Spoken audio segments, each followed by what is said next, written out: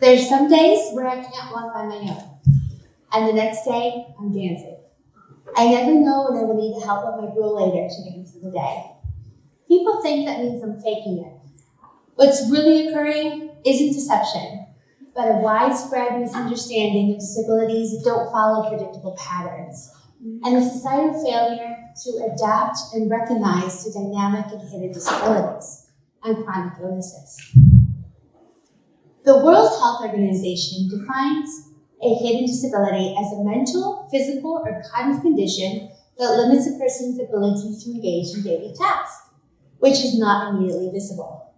A dynamic disability is a condition whose symptoms and functional impact fluctuate over time, and a chronic illness is a disease that continues or occurs repeatedly, and requires long-term management. When I was 60 years old, I crossed my fingers and prayed that I had cancer. Because at least cancer would explain why I kept collapsing to the floor by doing ordinary things, like styling my hair or walking from one class to another. For 6 months, I endured numerous tests, blood work, EEGs, EKGs, MRIs, CAT scans, all in hopes of discovering why I kept losing consciousness and waking up disoriented, terrified, and confused. Finally, the pediatrician informed my mother and I that the blood work was clean, my tests were negative, and my symptoms were nothing more than attention-seeking behaviors. He called it a conversion disorder, gave me a therapy referral, and sent me home. Now, the DSM-5 defines attention-seeking behaviors as behavior designed to attract notice and be the focus of others' attention and admiration. And a conversion disorder is a psychological condition in which patients experience neurological symptoms that do not align with recognized medical or neurological patterns. In the 90s, this meant it was all in your head. So maybe now you can understand why in a drive home, my enraged mother told me that she was tired of my selfishness, I wouldn't be seeing a therapist, and I just needed to get rid of my negative attitude. For 9 years, I was denied a diagnosis, medically gaslit, and repeatedly told that I was fine. Yet, I kept collapsing. 911 was called, ambulances arrived, the hospitals ran the same tests and delivered the same verdict. Those so-called attention-seeking behaviors left me with tens of thousands of dollars of medical debt, failed attempts at a higher education, and no accommodations. Because accommodations, they don't exist if you don't have a diagnosis. With no explanation for my symptoms, I tried to move forward with my life. In 2009, I fell in love, and soon I was pregnant with my first child. At my 7th-month checkup, my OBGYN said something no doctor ever told me before. She believed me. She suspected my fainting episodes were actually seizures. I was admitted into the epilepsy monitoring unit, electrodes were placed all over my head, and to trigger an episode, they asked me to ride a stationary bike. 2 minutes later, I collapsed. The diagnosis finally came. PNES, psychogenic non-epileptic seizures, now called functional neurological disorder. The NIH defines FND as a neurological condition caused by changes in how the brain networks work, rather than changes to the structure of the brain itself.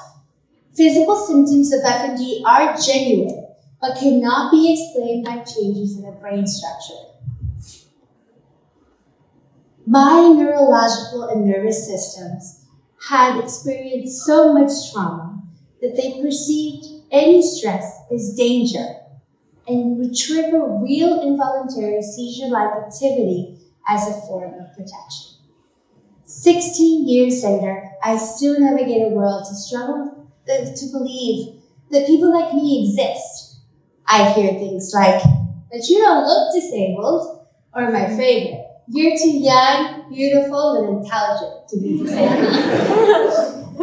People don't realize that overstimulations from lights and sounds and even smells can trigger real-life seizure-like episodes. I've had strangers try to take my rollator away to prove that I could walk without it.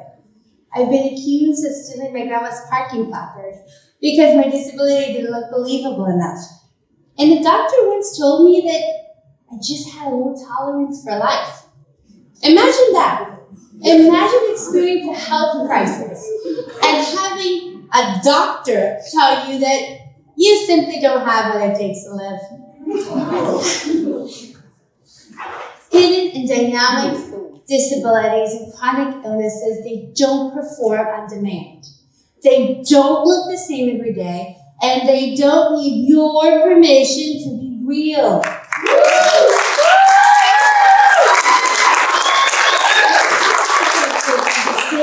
Weigh heavy on those of us with medically complex disabilities. We often feel too able for the disabled and too disabled for the able. Research from the Rush University Medical Center shows that the average time to diagnose an FND is about 7 years. That's 7 years of appointments, explaining symptoms, testing, poking, prodding, being dismissed and repeatedly told you're fine. 7 years. That's 84 months, 365 weeks, 2,555 days. 61,320 hours.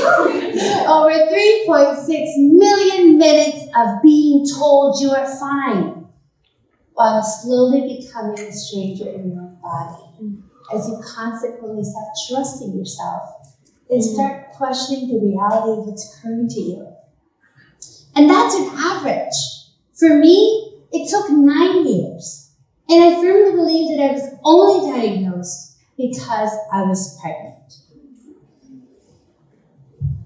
Dismantling the systems that no longer serve us is up to us. It's your job to be change. You can be a disability stigma disruptor. The next time you see a young person using a scooter at Costco, don't assume they're lazy. If someone who looks fine has a placard to park in an accessible spot, trust there's more to the story. Challenging the stigma around hidden and dynamic disabilities begins when we start questioning what we've been taught and choose to do different, to do better. Dismantling the systems that no longer serve us begin one person at a time. Thank you.